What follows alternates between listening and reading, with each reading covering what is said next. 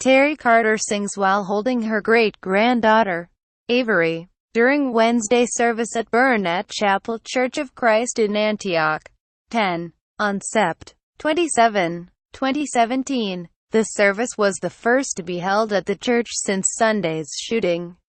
Nashville. The sound of gunfire haunts TerryCarter. She and theyoung students in her Bible class barricaded a classroom door 1 week ago as a masked man opened fire at Burnette Chapel Church of Christ, killing one woman and injuring the minister and 6 others. Police said the shooter did not go into the classroom, but the Sunday morning mayhem clings to Carter's thoughts. "You can't get some of the stuff out of your head for a while," Carter said. "It'll gradually get there. But those sounds, the pop." Carter and other members of the small Antioch church are trying to process what happened in the violent attack. In the midst of the pain and big unanswered questions, the congregation is moving forward. The crime scene tape is gone and so is the carpet in the chapel. The 25-year-old suspect, Emmanuel Sampson, is in jail on a homicide charge. They have buried 38-year-old Melanie Crow, who was gunned down at the end of last week's service, and the victims who remain in the hospital are in stable condition. Rhythms of worship, Bible study therapeutic through it all. Worship continues. 1 week after the shooter traumatized their lives, the congregation will meet in the fellowship hall for its regularly scheduled 10 a.m. Sunday service. That is where members gathered for their midweek meeting. 2. Continuing to hold service offers stability in an unstable time, say the Rev. Emily Towns, Dean of Vanderbilt Divinity School. Other congregations victimized by gun violence also have made that decision. It helps the membership realize that this incident, as terrible as it is, it's not the final thing that God wants for them in their lives.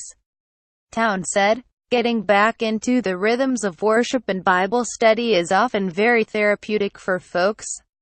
As dusk settled on the southeastern outskirts of Nashville on Wednesday evening, church and community members filed into Burnette Chapel's fellowship hall for the congregation's midweek service. Inside, more than 40 people sat in folding chairs at round white tables singing Amazing Grace and How Great Thou Art with hymn books opened in front of them. Speakers prayed and read scriptures aloud. Scott Sage, Vice President of Church Relations at Lipscomb University, bowed his head and asked God to receive Crow's spirit.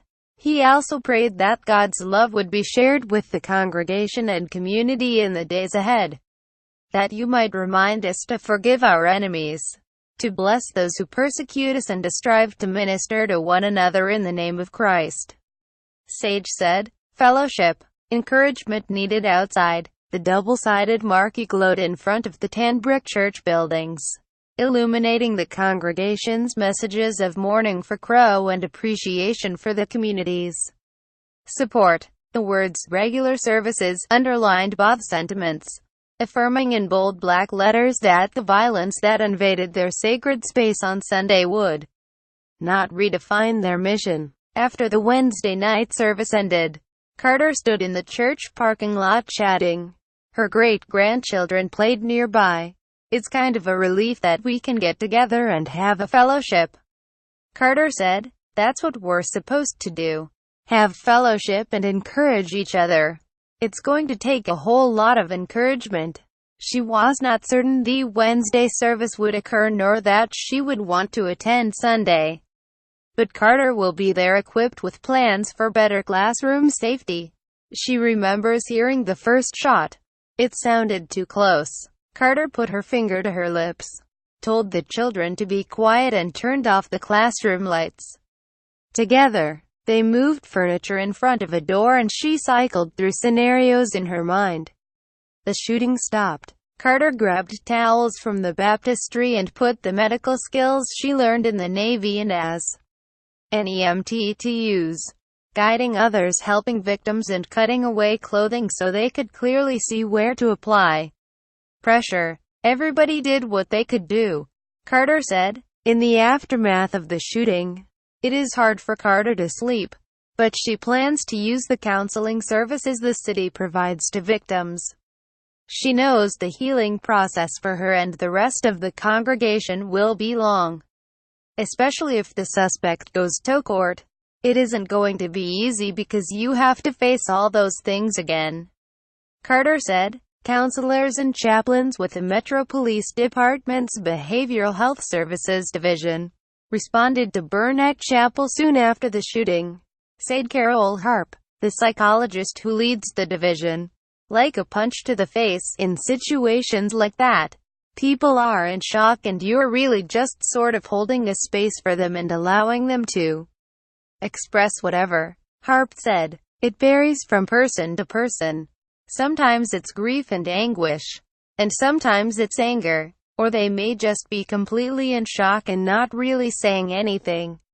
In the initial aftermath, they often give the victims a business card or printed materials so they will have resources when their shock subsides, Harp said. Responses to trauma vary, but victims are told to watch for symptoms like being unable to sleep, loss of appetite, and other behaviors that indicate the trauma is not going away.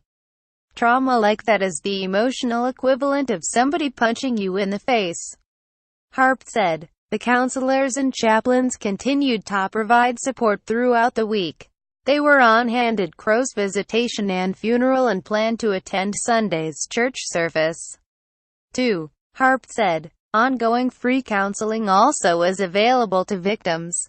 Usually more counseling takes place on the follow-up visits, Harp said. Talking through and processing what happened can mitigate the development of post-traumatic stress disorder, too, Harp said. Healing does not follow a formula nor a timeline. You have to let healing have its own time and its own way, Town said. Minister Joey Spann, who was shot twice while in the entryway of Burnette Chapel, thinks the church will be alright, but he does wonder how it will impact them and has questioned why it happened to the congregation. Every time I shut my eyes I go back to the vestibule, Spann said during a Tuesday news conference at Vanderbilt University Medical Center. Every time, Carter has her own questions. She knows nothing is guaranteed in life, but her faith is strong and she believes God is everywhere, Carter said. I sat out here. It was early Monday morning and I was looking up and I could see Ryan's belt, Carter said. I mean, just how great, don't understand why, but how great God truly is. Follow Holly Meyer on Twitter, @HollyAMeyer.